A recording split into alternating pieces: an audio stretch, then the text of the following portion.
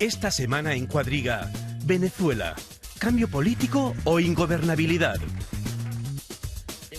Después de 17 años, la oposición venezolana desplazó al chavismo en la Asamblea Nacional. El presidente Nicolás Maduro seguirá gobernando el país, pero ahora tendrá que hacerlo en conjunto con el poder legislativo. La oposición dice querer comenzar con la reconstrucción del país, pero también podría buscar acabar con los rescoldos del chavismo, pidiendo la destitución de Maduro. ¿Habrá cambios políticos en Venezuela o el país se verá metido en un abismo de ingobernabilidad? Con ustedes, Silvia Cabrera. Hola, ¿qué tal? América Latina, bienvenidos a Cuadriga. Como ustedes escucharon, vamos a hablar hoy de Venezuela. La oposición venezolana triunfó el 6 de diciembre en las elecciones parlamentarias venezolanas. Una victoria histórica y contundente, 112 curules de 167, lo que supone, por supuesto, un duro golpe a la figura y a la gestión del presidente. Algunos analistas dicen que la crisis económica, la inflación, la seguridad, el desabastecimiento de los productos básicos y también la persecución de los dirigentes de la oposición fueron algunos de los motivos que llevaron a la sociedad venezolana a decir basta y a votar por un cambio. El chavismo no tuvo otra opción que reconocer la derrota y ya ha comenzado a trincherarse para evitar que la pérdida de la Asamblea signifique el inicio del ocaso definitivo de la llamada Revolución Bolivariana. ¿Qué va a pasar en Venezuela? ¿Cambio o ingobernabilidad? Este es el tema de nuestro programa de hoy. Lo vamos a debatir con los siguientes invitados.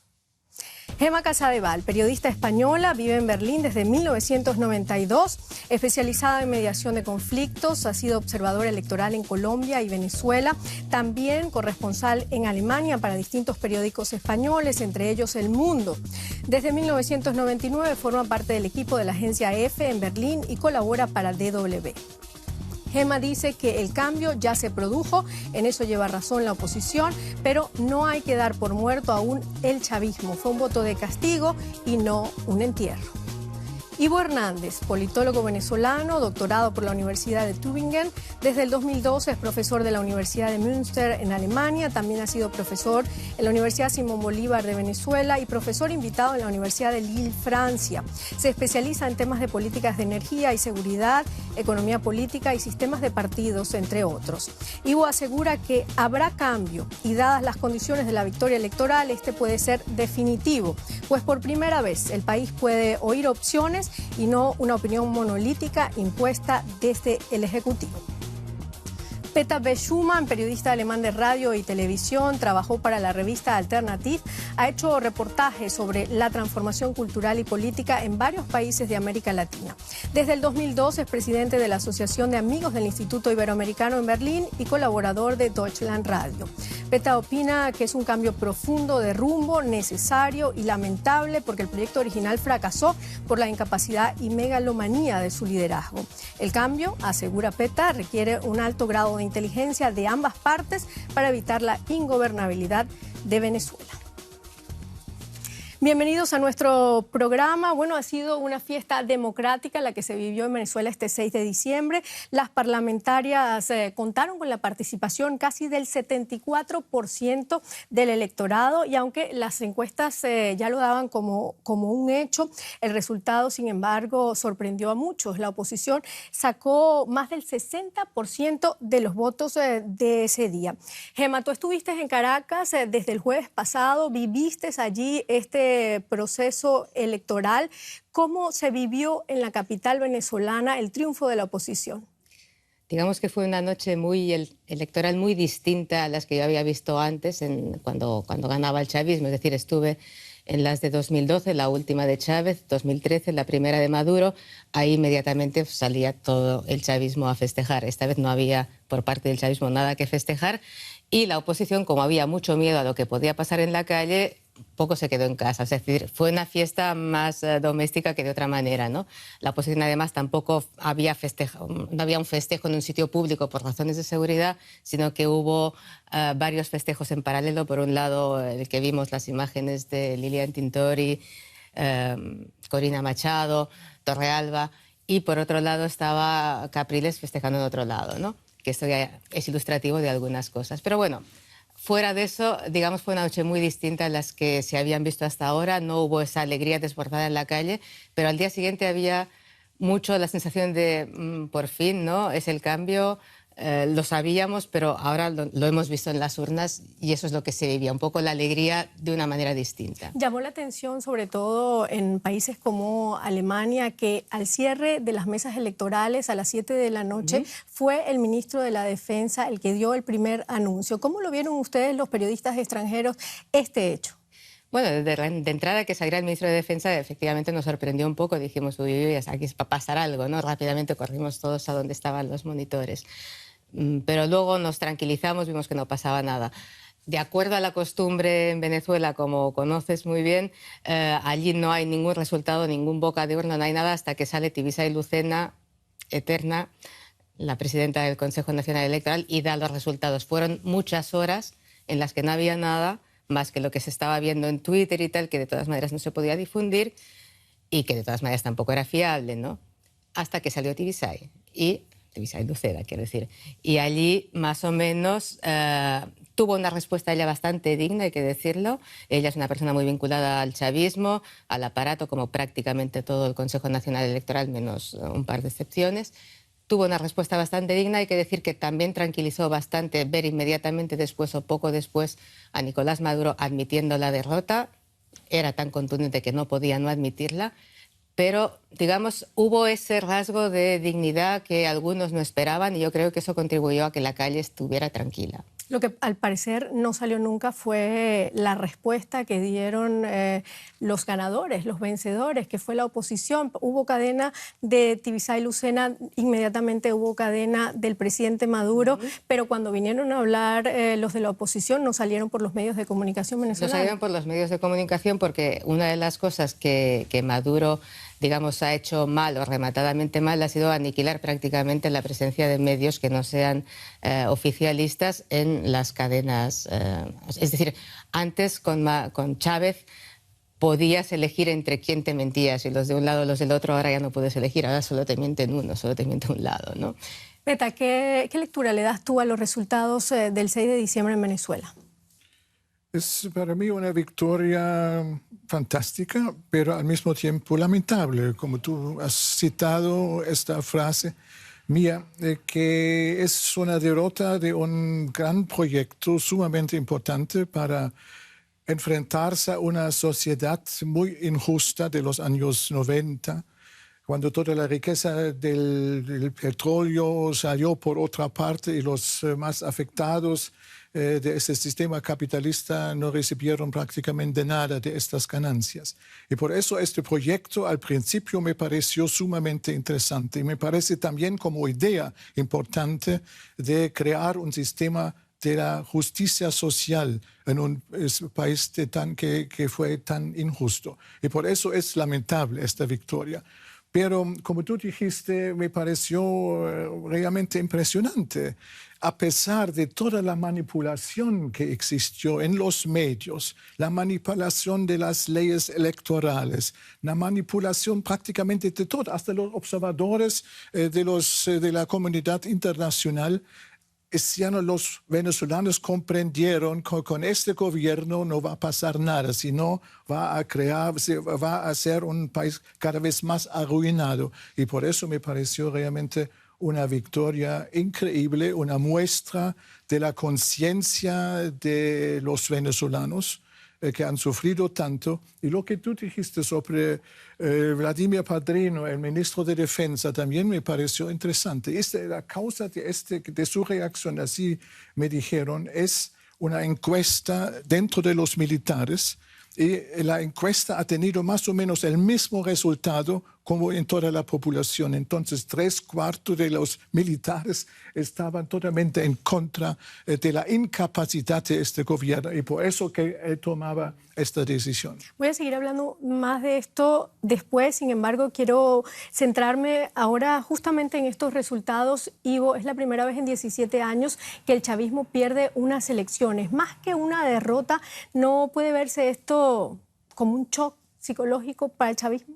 Hay que ver la lectura, hay que hacerla a varios niveles. Lo primero que hay que ver es que definitivamente sí es una victoria moral de parte de la oposición, porque se jugó contra un sistema ventajista. Ahora, siendo estrictamente técnicos en materia electoral, el chavismo se ahorcó con la propia soga que fue creando desde hace más o menos unos 12 años, desde la constituyente en el 99. Los sistemas electorales se hicieron o se fueron diseñando para favorecer a la primera mayoría. Esto es, para que con un número tal de votos que usted tuviese se abultase la cantidad de sillas representantes. Entonces, cuando uno analiza lo que ha sido siempre el resultado, uno ve que el chavismo, con muy poca ventaja, incluso a veces en pérdida, lograba unos sistemas con una representación que nos decía, bueno, esto no es concordante. Ahora le ha pasado más o menos lo mismo. Ellos utilizaron una cosa que técnicamente se llama malaproporcionamiento en español. Eso es un anglicismo que lo que hace es tratar de más o menos la forma en que se diseñan los circuitos y la forma en cómo se distribuyen los votos y la cantidad de votos por diputado, más o menos para decirlo así. Ellos diseñaron esto, pero se les revirtió y se les revirtió de un boomerang terrible. Tanto así que logra la oposición. Venezuela no tiene un resultado en asamblea tal como este desde hace más o menos 30 años. Esto es abrumador. El poder de una asamblea, incluso con esta constitución unicameralista, el poder de una asamblea con 2/3 es realmente importante. Es muchísimo el potencial y esto es una cosa que sería bueno que el gobierno la entienda, porque si se distancian de esa realidad, entonces sí pudiésemos, aplicando la metáfora que escuchamos hace poco, caer en una especie de abismo de ingobernabilidad, porque el empoderamiento que ha sufrido o que ha tenido la oposición es realmente importante. Bueno, y el chavismo perdió en lugares claves para ellos, como la parroquia 23 de enero en Caracas y también en Barinas, que es la cuna del presidente Hugo Chávez, ¿no? Y hay algunos estados donde ellos habían hecho una cantidad de estratagemas, porque no se pueden llamar de otra manera, estratagemas electorales con esto de la distribución poblacional. El Instituto de Estadísticas hacía unas tasaciones según las cuales, por ejemplo, el Distrito Federal, que es uno de los más poblados de todo el país, iba a decrecer en población, mientras que el estado Trujillo, por ejemplo, un estado andino de la cordillera, iba a tener un crecimiento espontáneo. Claro, uno se daba cuenta que allí estaban privando tecnicismos donde se preveían una cantidad de votos que después no se dieron. Y por eso digo, el boomerang se revirtió con muchísima fuerza. Ahora, con ese voto, que usted lo puede llamar voto castigo, como quiera, pero que en este momento se tradujo en sillas en el Congreso. Bueno, es un sistema además complicadísimo, producto de esa reforma del 2009. Además, algunos líderes de la oposición fueron inhabilitados para estas elecciones, como María Corina Machado, como lo decía antes Sí, Gemma, ¿no? la serie de ventajismos que pudieran... Esto no se trata de narrativas, es bueno que el público televidente lo entienda. Aquí no son opiniones ni narrativas, son cosas que se pueden ver. La ley electoral del año 2009 tiene incluso articulaciones que van contra la Constitución. La distribución de 3 diputados por estado, que es una distribución geográfica, se viola en base a que se traduce. Normalmente en algunos estados, 2 se dejan 2 geográficos y se pasa uno uninominal. Eso no es lo que dice la Constitución, eso lo dice la ley. Entonces tenemos el caso de una ley que contradice la Constitución. Ya por ahí empieza uno a darse cuenta de los refinamientos que se hicieron para favorecer, repito, a lo que en aquel momento era la primera mayoría. Hoy ya no. O sea que en todo caso el fraude de lo que hablaron muchísimo antes de estas elecciones se haría no en el momento de la votación exactamente, sino en el proceso, en la forma como está constituido el proceso electoral. Tú que estabas allá, Gemma, ¿realmente hubo fraude o no en estas elecciones? Es que la pregunta de si hubo fraude en unas elecciones hay que ver a qué llamamos fraude. Es decir, un fraude técnico, en el sentido de que hubiera movimientos en el último momento, eso no hay. Lo que pasa es que el problema es estructural, en cómo está organizado. Lo que estaba diciendo Ivo, yo no diría boomerang, diría más bien paradojas o cosas que le han salido mal, a Maduro o al chavismo antes, ¿no? Es decir, ellos diseñaron las circunscripciones para que siempre se hayan beneficiados, contando en que siempre iban a tener esa mayoría de votos. En cuanto eso se ha invertido, los grandes beneficiados han sido la oposición. Nosotros, ¿no? Porcentualmente, las distancias entre ambos dos, aunque no hay cifras aún oficiales en ese sentido, porque no las han dado a conocer, no son tan abismales. O sea, teóricamente estamos hablando de un 43% del chavismo contra un 50 y no sé, y pico, ¿no?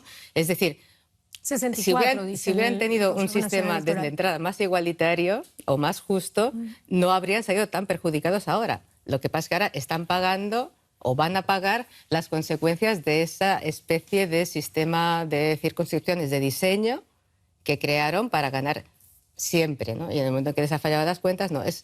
Son muchas las paradojas que se han dado en estas... O sea, es decir, son muchas las cosas que han tenido ese efecto boomerang contra ellos mismos. Es decir, en el momento en que empezaron con la represión de opositores, con el hostigamiento de la oposición, esto ha acabado también revertiendo en su contra, porque esa oposición que a lo mejor hace unos años se veía como ultraderechista, peligrosa, etcétera, de repente no.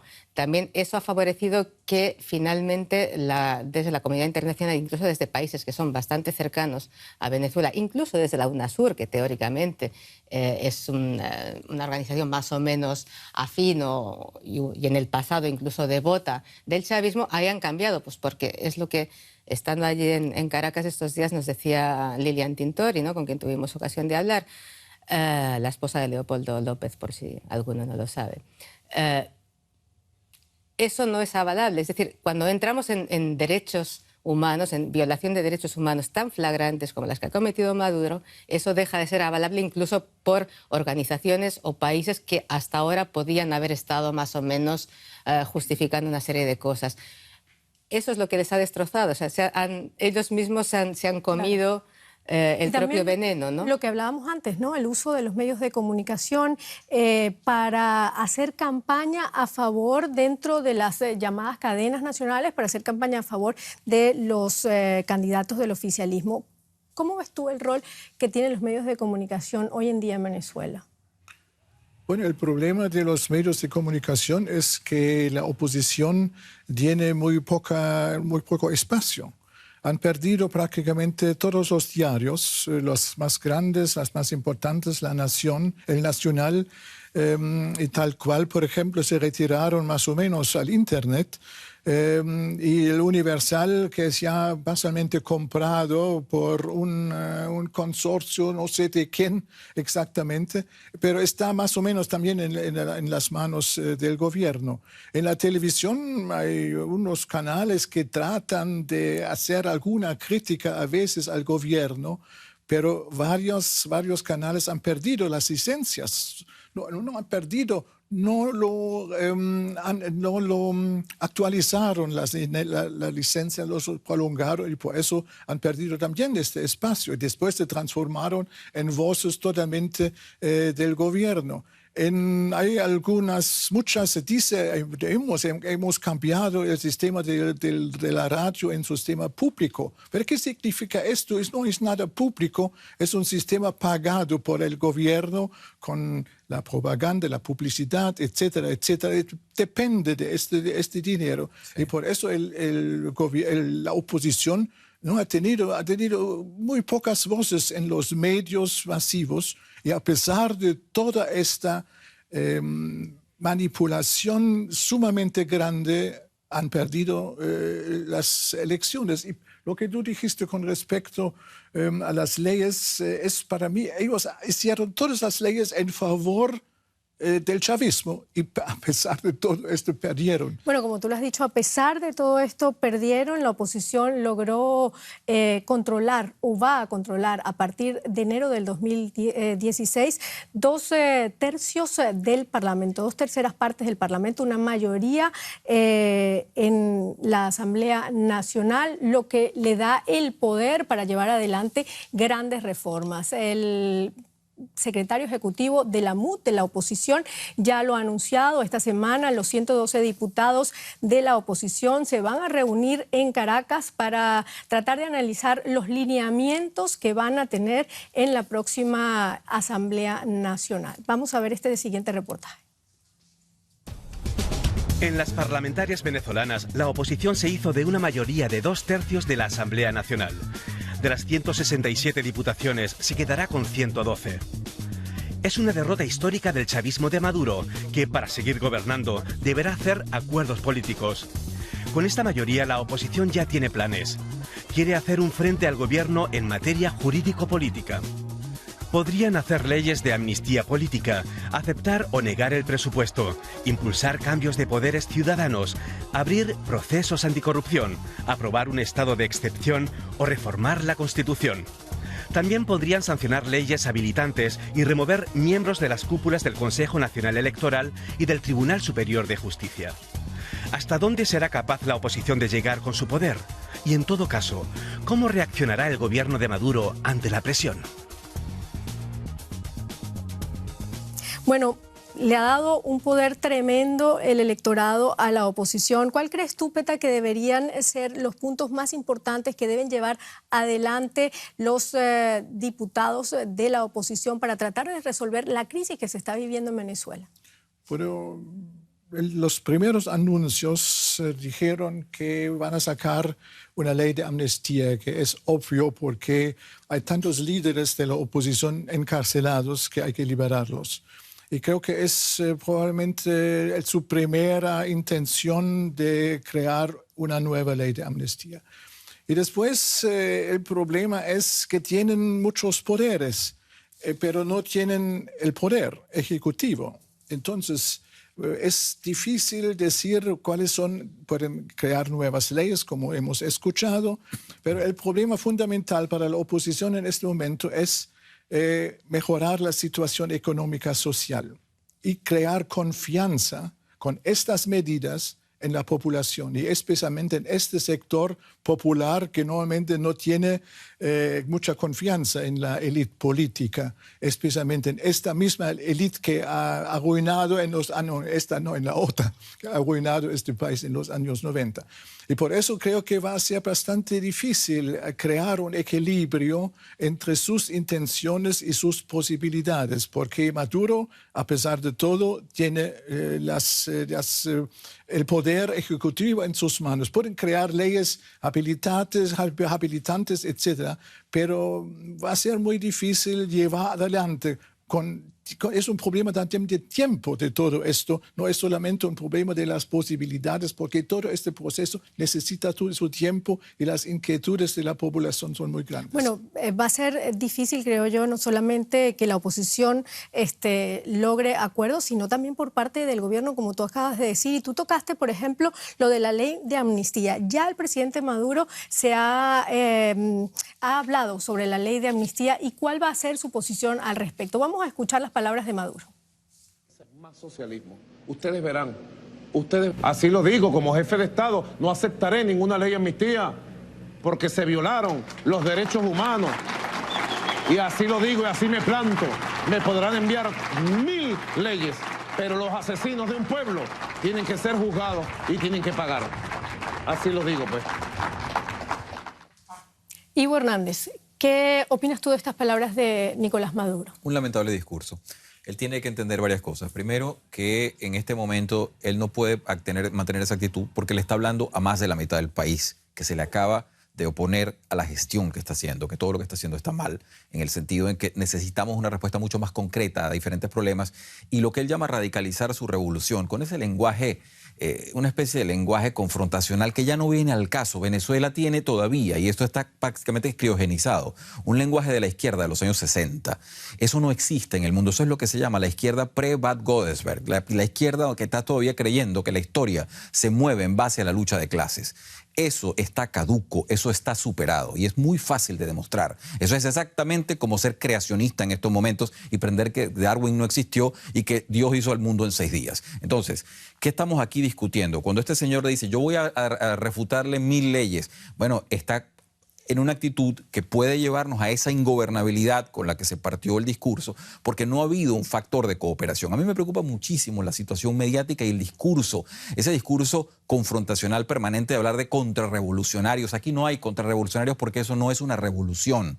Venezuela sufrió simplemente un gobierno que no ha sido el más acertado, que tuvo el más grande boom petrolero de toda su historia y lo dilapidó. Y está totalmente endeudada. Y quizás lo primero que haya que hacer es una comisión mixta de Hacienda y Relaciones Exteriores para saber qué es lo que debemos y a quién le debemos. Porque el default venezolano puede ser tal y tan rápido que ni siquiera sabemos cuánta plata se debe, a qué países se le debe. Sabemos y hemos oído que cada vez que salía uno de estos presidentes, sea Chávez o el actual Maduro, se firmaban tantos acuerdos. Y uno se angustia porque ya Venezuela vivió esa situación de falta de contabilidad en las deudas exteriores. Hay que saber con papel y lápiz cuánto cuánto debemos y a qué término fue negociada cada una de esas deudas. Eso es grave. Ese señor con ese discurso no va a llevar el país muy lejos. El país está en estos momentos bastante mal. La situación de la industria petrolera está muy mal. Él acaba de proponer una tesis que es la misma tesis de recorte de producción que ninguno de los países de la OPEP está dispuesto a oír en estos momentos y que salió con las tablas en la cabeza completamente como tesis. En lugar de confrontar, hay que buscar momento de diálogo. Venezuela tiene gente muy capaz, economistas de primer nivel que están en este momento en esos electos, en esos diputados electos. Ahí hay gente muy seria. Entonces, vamos a llamar a esa gente, vamos a sentarnos. El país es de todos y el país está muy mal, históricamente bastante mal. ¿Tú crees que esta mayoría que ha tenido la oposición le dé la fuerza para desmontar esa estructura de poder que ha hecho el chavismo en el país? Yo creo que lo que pasa es que el chavismo en estos momentos tiene un problema de dogmatismo con respecto a su proyecto y nunca se preparó para hacer oposición. Ellos nunca se plantearon que iba a haber un día después. Eso parece que no les llegó en la mente desde el intento de golpe aquel funesto del 92. Y acaba el presidente, por cierto, de estar diciendo que él quisiera un nuevo 4 de febrero. Los que recordamos eso, lo único que recordamos allí son un montón de muertos inocentes en la avenida Urdaneta, que es la avenida que lleva al Palacio Presidencial. Eso es lo que recordamos. Pero volviendo al punto, aquí no se trata de desmontar nada. Aquí se trata simplemente de una transición, de una fuerza política que tarde o temprano va a tener que ser oposición. Entonces hay que plantearse simplemente cómo se ejerce la oposición. Si fueron, según ellos, tan eficientes mandando, pues ahora vamos a hacer una oposición coherente y dejemos que, si estamos hablando de democracia, haya rotación de ideas y de opciones en el poder. Eso es lo que realmente debería pasar en una democracia. ¿Tú crees que eso tenga lugar en Venezuela, como están los ánimos tan caldeados en este momento en ese país? Bueno, vamos a ver cómo acaban estando los ánimos, porque Maduro, además del problema que tiene con la oposición ahora fuerte, lo tiene también en sus propias filas, que se lo van a querer comer con papas, ¿no? Porque parte de lo que ha ocurrido es culpa de él o va a ser él el responsable político de lo que ha ocurrido, de la derrota esta contundente que han sufrido. De todas maneras, respecto a lo que decías, respecto primero a la ley de amnistía, si él dice que se va a oponer a todas las leyes o a 1000 leyes o a las que haga falta, si realmente se mete en ese camino, lo va a tener muy mal, porque si pretende bloquear 1000 leyes, le van a acabar organizando el proceso revocatorio, el referéndum revocatorio. Es decir, o sea, si él se pone en línea de confrontación contundente y sin querer escuchar, está acabado. O una reforma constitucional que le acorte el mandato, por ejemplo. Por eso, es decir, o sea, la vía lógica sería tratar de organizar un diálogo. Es correcto. Dentro de la oposición hay una parte de la oposición que es un poco lo que se llama la oposición tibia, que representaría a Capriles, por ejemplo, ¿no?, con los que podría negociar. Si él se cierra en banda a negociar, el chavismo, entonces no estaremos hablando ya de un voto de castigo, que es lo que ha ocurrido ahora, sino realmente de un entierro. Va a acabar siendo Maduro el sepulturero del chavismo. ¿Y tú crees que el gobierno Peta se siente a negociar con la oposición? Pero hay sectores dentro del chavismo, en ese sentido no estoy de acuerdo, como tú dijiste, Ivo, pero hay una oposición interna ahora dentro del chavismo. Hay una disidencia chavista, podemos decir, que no es muy grande, pero son intelectuales importantes, muy capaces. Entonces, con estos sectores, y creo que con otros se puede hablar, discutir, entrar en un diálogo de verdad. Pero con la cúpula, con señores como Maduro o como Cabello, este presidente del Parlamento impresentable, esto es imposible y lo van a rechazar porque su interés es el poder. El interés de la disidencia chavista es llevar adelante el proyecto chavista de alguna manera. Paradójicamente, puedes decir que quien está más cerca ahora mismo de la oposición son los chavistas, llamémoslos románticos, ¿no? Son los que quieren mantener dentro del legado de Chávez aquello que es válido y quienes ven que esto puede ser destruido. Y estos pueden ser los que inicien o entablen un diálogo con la llamada oposición tibia, ¿no? Bueno, y tú hablas de unas divisiones dentro del chavismo y también parece que hay divisiones dentro de las Fuerzas Armadas, como lo dijimos anteriormente en nuestro programa, ¿no? Esto es también un factor importante. El ministro de Defensa no es el representante de la división interna, pero hay un sector, decimos, constitucionalista, republicano, se dicen, Hay una agrupación, además de oficiales, exoficiales, que están muy molestados con esta tendencia, la politización de las Fuerzas Armadas. Y por eso creo, y hay muchas inquietudes también dentro del ejército, es de sus tareas, la politización, la corrupción que existe también en ciertas partes de las Fuerzas Armadas. Y por eso creo que con estas partes, decimos, constitucionalistas y republicanas, se puede entrar también en un diálogo, influir a los otros sectores militares. Y por eso hay algunos sectores, no sé si son muy grandes o no tan grandes, pero existen posibilidades de entrar en un diálogo que es absolutamente necesario. Sí. Ivo, hay mucha expectativa en Venezuela y ya se habla de un golpe de Estado desde el chavismo. ¿Es posible esto? Pues la verdad es que todo el mundo esperaría que no se dé. Hay bastantes ingredientes, repetimos, para la situación difícil. Yo quería hacer un pie de página a lo que estamos hablando y para volver luego con esa pregunta sobre la opinión de muchos países, de la opinión internacional de lo que está pasando. A mí me llamó mucho la atención que por primera vez, desde que yo tengo más o menos noción de ideas sobre los periódicos, yo pude leer un pronunciamiento de un vocero chino hablando sobre las elecciones de Venezuela. Una señora, no recuerdo su nombre, pero la persona representaba uno de estos ministerios chinos.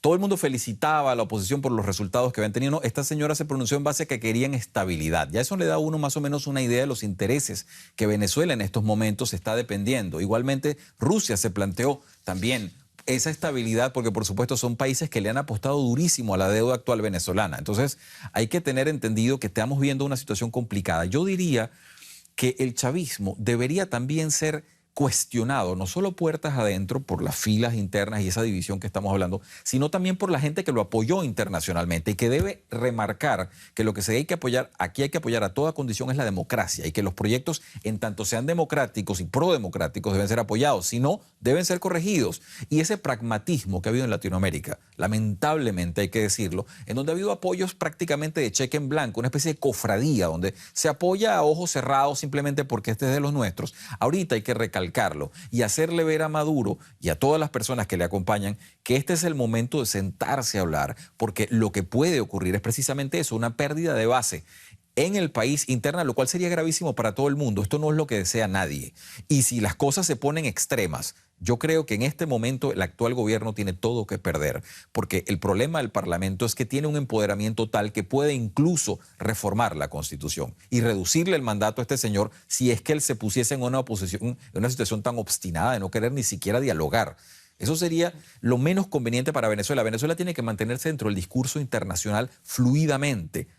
Estamos hablando de uno de los países que ha tenido a trancas y a barrancas uno de los sistemas democráticos más o menos extensos en Latinoamérica, no precisamente la región que ha sido más democrática del mundo, lo es desde los 90. Bueno, tú acabas de decir que el chavismo tiene todas las de perder y por eso mismo quizás es este miedo que hay en Venezuela por un posible golpe de Estado. Claro, y además tiene que pensarse, tiene que haber un pragmatismo político dentro de las personas que están en ese partido socialista y pensar que hay un invierno, hay un mañana y después vuelve otra vez otra cosa y que tiene que haber un proyecto un poco más largo. No se hace un proyecto solo para mandar. Eso sería un proyecto bastante pobre y un proyecto cojo. Se hace, pregúntele usted a cualquier partido, se hace un proyecto para el invierno y se hace un proyecto para el verano. ¿Es posible que esos rumores del golpe de Estado se hagan realidad? Esa es mi pregunta. La verdad es que yo quisiera que no. Yo espero que las opciones intransigentes que he tenido la oportunidad de escuchar en medios venezolanos, tanto del actual presidente como del ya prácticamente saliente presidente de la Asamblea Nacional, yo espero que eso no tenga eco en ningún tipo de fuerzas activas, que se entienda que son actores que han perdido un gran apoyo popular y que se les entienda como personas que están hablando de su dolor político más que todo. Además hay que entender un poco, además de las voluntades políticas, está también la voluntad del ciudadano. Es decir, si ha ganado la oposición ahora no es solo porque se hayan cansado del chavismo y hayan pasado al otro bando, sino también porque es que la gente quiere que les arreglen los acuciantes problemas que tienen ahora mismo. Claro. Es decir, si nos metemos en la vía de la intransigencia, cuestión que también puede pasar por la oposición, vamos a darlo por hecho también, ¿no? Es decir, pueden ponerse en posiciones intransigentes tanto la oposición como el chavismo. Si estamos en esto, van a perder el apoyo popular que tienen unos y otros, porque la gente que te encuentras por la calle que te dicen es que queremos que dejen de pelearse entre sí, queremos que hablen, porque de pelearse entre sí ya tenemos bastante, ya son muchos años. Y tú hablaste de algo importante, la intransigencia del gobierno, pero también la intransigencia de la oposición. Y muchos se están preguntando ahora si es posible que la oposición vaya unida al Parlamento y que se den de manera unida las decisiones que se van a tomar a partir de enero del 2016. La oposición, la MUD, como nosotros la conocemos, es una coalición, nosotros también sabemos esto, de varios partidos donde confluyen distintas ideologías y por lo tanto tiene que haber diferencias. Pero ¿qué tan unidas pueden estar a partir de enero del 2016? Vamos a ver el siguiente reportaje. El gobierno de Maduro enfrenta una crisis económica sin precedentes que no será fácil de resolver. Una inflación galopante y la duplicación de hogares pobres son solo algunos de los dolores de cabeza. Por 17 años, el chavismo se caracterizó por un fallido plan de inversiones en infraestructura para elevar la productividad y superar la recesión, y también por la dependencia de importaciones de productos básicos y la escasez. Y la oposición, que en realidad es una amplia coalición de intereses, propone la democratización del Estado, pero ello no deja ver todavía ningún proyecto económico-político para superar el sistema vigente. ¿Logrará ponerse de acuerdo la oposición en un programa económico para sacar a Venezuela del atasco?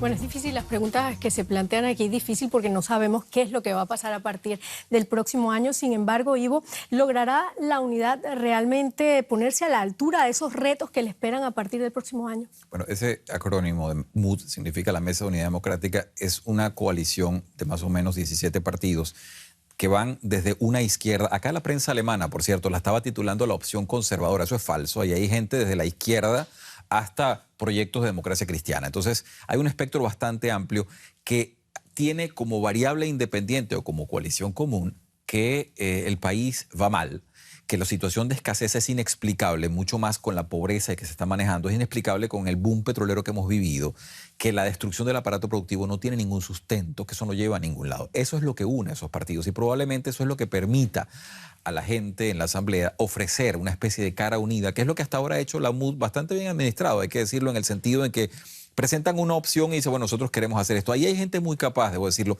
no solo en las caras visibles. Están muchas personas que han asesorado a la MUD que no son tan visibles y que les conocemos y son personas, sobre todo en economía, muy capaces y en otras áreas de política social que tienen mucho que decir, que han manejado conocimiento desde donde se les ha podido dejar, porque eso es otra cosa, que el gobierno ha fagocitado todos los poderes. Eso lo vamos a ver con cambiar. A mí me interesa hacer un puntito antes de cerrar esta participación, y es sobre la diferencia entre pobreza y escasez. Hay mucha gente que cree que Venezuela está sufriendo escasez por la misma pobreza. Esos son dos fenómenos muy distintos. Un país pobre es Haití. En Haití no hay escasez. Es una cosa muy distinta. La escasez es una cosa programada que tiene que ver con la destrucción del aparato productivo y tener una economía de puertos. Venezuela importa prácticamente todo lo que consume. Entonces, por supuesto, no se puede planificar una economía, eso ya está demostrado, y no se puede mantener una población satisfecha en base a economías de importación solamente, sobre todo ahora que hay merma en el ingreso de dólares. Eso todo tiene que cambiar. Venezuela tiene que volver a producir, como un día lo hizo, café, pollo, en fin, una cantidad de rubros básicos que tuvimos en suficiencia incluso para exportar y no ser tan dependiente del petróleo. Gema, él habló de algunos partidos que están dentro de esa MUD, de ese Movimiento de Unidad Democrática, y yo también pienso que hay líderes distintos dentro de la MUD. Sí. Entre ellos está Leopoldo López, que está preso ahora, y también Enrique Capriles, que no va a participar dentro de la Asamblea, pero que es uno de los líderes importantes de la oposición. ¿Qué va a pasar con ellos? Bueno, es probable que acaben rivalizando, como ya han hecho antes, por ser candidatos a la presidencia, porque eso ya ocurrió en las elecciones que ganó Maduro por mínima ventaja. Es decir, Capriles ha tenido que enfrentarse siempre a otros líderes dentro de la oposición, de las otras familias de la oposición. En ese caso, Leopoldo López ahora mismo sería el rostro más visible y también más popular. Es decir, si efectivamente hay una ley de amnistía y efectivamente sale de la cárcel, y efectivamente no acaba siendo inhabilitado, como otras veces le ha ocurrido, por el CNE, podría ser que ambos quisieran ser los próximos candidatos a la presidencia. En estos momentos, Leopoldo López tiene un gran nivel de popularidad, pero él no representa, digamos, lo que puede ser, no sería el que aglutinaría a más votantes, porque eso siempre lo gana, esa posición siempre la estructura más Capriles, que es un líder más asumible por un electorado más amplio, ¿no? Pero Leopoldo López efectivamente tiene ahora mismo a su lado el factor de la enorme popularidad que ha ganado y también el factor de su esposa, ¿no? que ha sido, digamos, la figura de los últimos tiempos de la oposición. Tintori ha estado en todos sitios, está presente en todos sitios porque es realmente una figura muy, muy potente. Claro. Representa la mujer valiente que está sacrificando su familia, sus hijos. Ellos podrían haberse ido a Miami, como han hecho otros muchos, se quedaron allí sabiendo lo que les podía venir encima, ¿no? Entonces va a haber entre ellos una lucha, pero esa lucha que puede haber entre ellos dos ya ha existido en el pasado y cuando ha ganado uno de los dos, en ese caso Capriles, se le respetó. Claro. Es decir, Peta, comienzo contigo nuestra última ronda de preguntas. Venezuela, ¿está frente a un cambio o a una situación de ingobernabilidad? Esa es una pregunta teórica, porque no sabemos realmente qué va a pasar. Todo puede pasar, hasta un autogolpe. Todo es posible en este momento. Pero creo que... Esperamos que no. Por supuesto. Lo que se necesita es ahora una post-revolución, porque los problemas son tan elementales y tan difíciles a resolver dentro de este sistema complejo que se necesita realmente ahora una revolución para revolucionar, reconstruir este país, una post-revolución y un gobierno de la unidad nacional. Esta es la única solución para seguir adelante con un camino pacífico y racional. Bueno, yo creo que Venezuela ya no necesita ni de revoluciones, ni posrevoluciones, ni contrarrevoluciones. Ibu, ¿cambio o ingobernabilidad en Venezuela? ¿Qué le espera? Bueno, yo espero que sobre todo el saliente presidente de la Asamblea asuma una posición un poquitito más racional que andar diciendo que ellos van a elegir a los magistrados, una cantidad de magistrados y todo eso que está prometiendo, con esa agresividad habitual de un sujeto que tiene un programa que se llama Con el Mazo Dándole, es decir, dándole usted con un mazo. Eso no nos va a llevar muy lejos. Aquí hay que discutir y sentarse a hablar qué es lo que nos conviene a todos y cómo llegar a un término medio con esa asamblea nueva y recién electa.